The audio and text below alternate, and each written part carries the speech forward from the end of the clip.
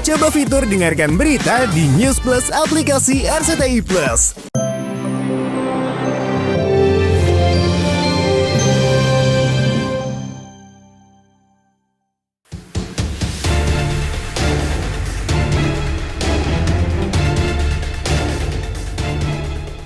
Langkah terdakwa Nikita Mirzani kasus pemerasan dan tindak pidana pencucian uang atau TPPU untuk memenjarakan seterunya bos skincare Reza Gladys seolah belum pupus.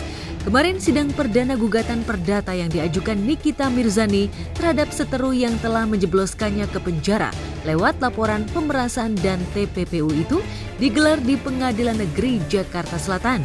Sidang dengan gugatan pihak NM senilai 244 miliar rupiah ini tak dihadiri Niki, lantaran masih sebatas pemeriksaan administrasi. Kuasa hukum Niki berdalih, gugatan fantastis itu menitik beratkan pada dugaan perbuatan melawan hukum yang dilakukan oleh pihak Reza Gladys. Lantas bagaimana reaksi kubu Reza Gladys? Hari ini pemeriksaan turut tergugat terkait dengan administrasi, yaitu perlengkapan yang belum dilengkapi dari pihak penggugat dan tergugat ya. Dia nggak nanggepin ya, dia ketawa aja. 1 triliun harusnya dia gugat, boleh-boleh aja kan. Ya kalau kayak misalnya kayak dokter gini, sebenarnya dokter juga bisa juga sih minta kerugian pencemaran nama baik 1T itu juga sah-sah aja ya.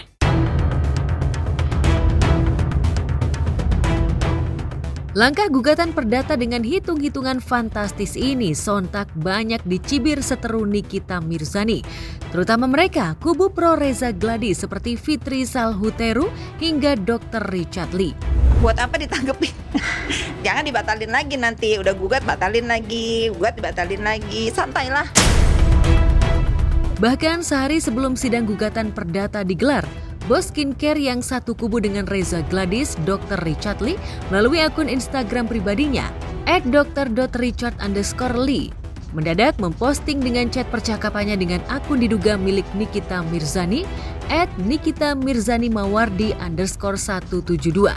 Saling sindir ihwal tuntutan 11 tahun penjara terhadap Niki pun terjadi. Dr. Richard menyindir Niki mantap akan dipenjara 11 tahun. Sementara Niki pun menyindir balik jika Dr. Richard lah yang nanti akan dipenjara 11 tahun.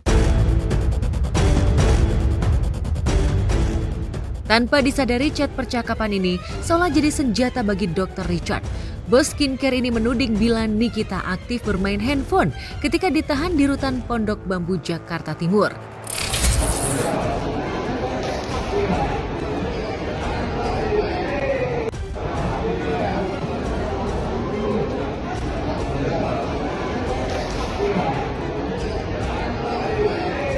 Lewat postingan percakapan itu, Dr. Richard langsung melaporkan kejanggalan Niki yang diduga bebas main handphone di rutan.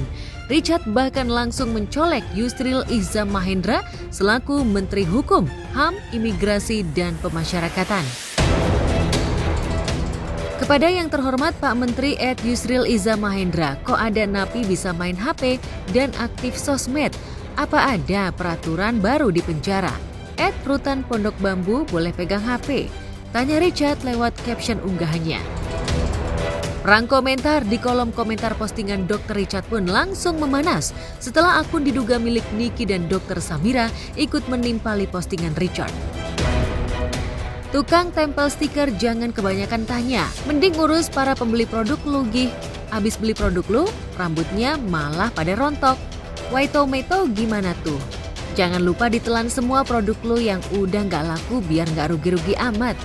Balas akun diduga milik Nikita Mirzani. Oh, saya nggak tahu soal itu ya.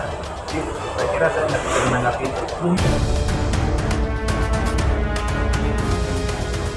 Tak ketinggalan, akun diduga seteru Dr. Richard Lee yakni @dokterdetektifreal ikut memanasi kolom komentar pada postingan Dr. Richard Lee. Balikin duit masyarakat yang sudah lu ambil dari jual tomat busuk kamu. Bayar pajak mobil Rolls Royce kamu. @Dijen Pajak RI. Bapenda Dojabar, tolong Pak, manusia ini ditagih pajaknya karena sudah jelas-jelas ngemplang pajak. Sindir akun diduga milik Doktif. Itu di situ juga ada salah satu barang buktinya itu adalah DNA salmon. Ancamannya sama ya 12 tahun. Lebih baik si Samira ini fokus, seperti Yoke kan jadi tersangka nih. Sebentar lagi kan dia nih yang akan seperti Yoke nih bersidang, fokus.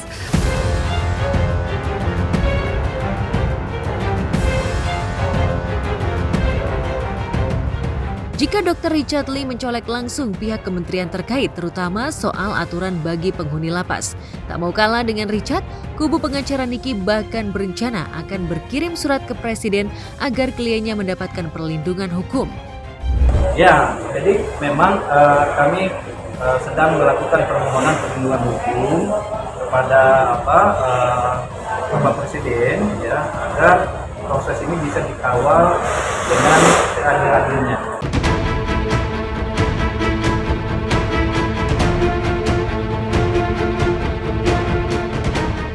Sebelum aksi saling sindir memanas di jagat maya, pledoi atau pembelaan dari kubu Nikita Mirzani sempat disanggah pihak jaksa penuntut umum melalui pembacaan replik atau tanggapan atas pledoi NM di Pengadilan Negeri Jakarta Selatan Senin lalu.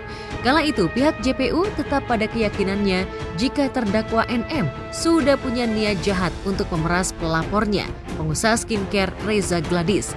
Niat jahat itu dibuktikan lewat permintaan uang sejumlah 5 miliar rupiah yang kemudian disalurkan ke sebuah perusahaan properti untuk pembelian rumah mewah. Dengan bukti itulah pihak JPU akhirnya menuntut Nikita Mirzani dengan hukuman 11 tahun penjara serta denda sebesar 2 miliar rupiah subsidiar 6 bulan kurungan. Bahwa penuntut umum melalui tanggapan ini dengan niat baik ingin menyadarkan terdakwa Nikita Mirzani dan janganlah bernarasi fiktif dalam nota pembelaan atau pledoinya sebagaimana kemampuannya sebagai artis dalam berakting. Gue mau ngakak aja, pokoknya kalau mereka gue ngakak aja udah.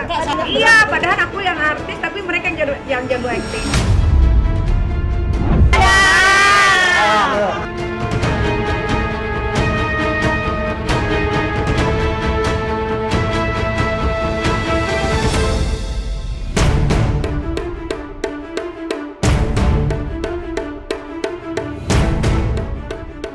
Jika kisruh kasus Niki versus Reza Gladys belum juga mendapatkan putusan majelis hakim, terdakwa kasus vape berisi obat keras, aktor Jonathan Frizzy, kemarin mendapatkan vonis hukuman 8 bulan penjara dari Majelis Hakim Pengadilan Negeri Tangerang, Banten.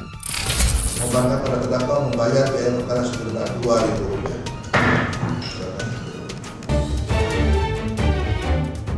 Vonis tersebut lebih rendah 4 bulan dari tuntutan jaksa penuntut umum yang sebelumnya menuntut hukuman penjara 1 tahun bagi kekasih Ririn Dwi Ariyanti ini.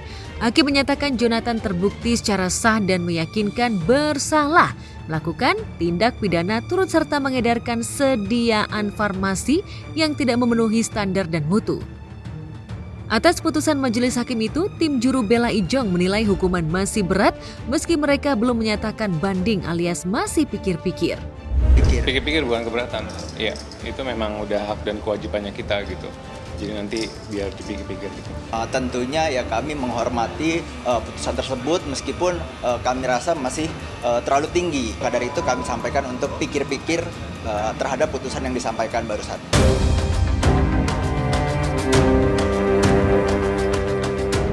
Di luar langkah banding yang masih pikir-pikir, kemarin Ijong tampak lebih kurus dari sebelumnya.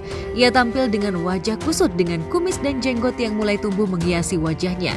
Selama kurang dari 4 bulan sejak Juli lalu mendekam dalam tahanan, Ijong mengaku mengalami fase buruk dalam hidupnya hingga kerap sakit-sakitan.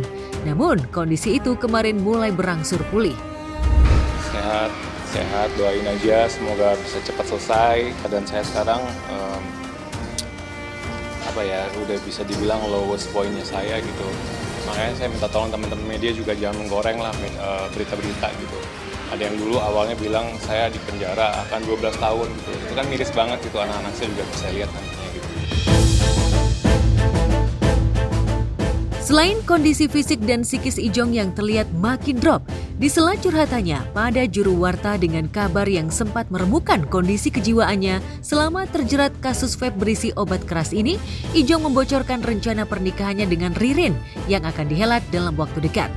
Saya juga kan sama kalian, teman-teman media juga berteman baik. Nanti juga ke depannya saya mau melangsungkan suatu acara yang bahagia juga pasti akan mengundang kalian semua gitu. Jadi kita saling dukung aja gitu.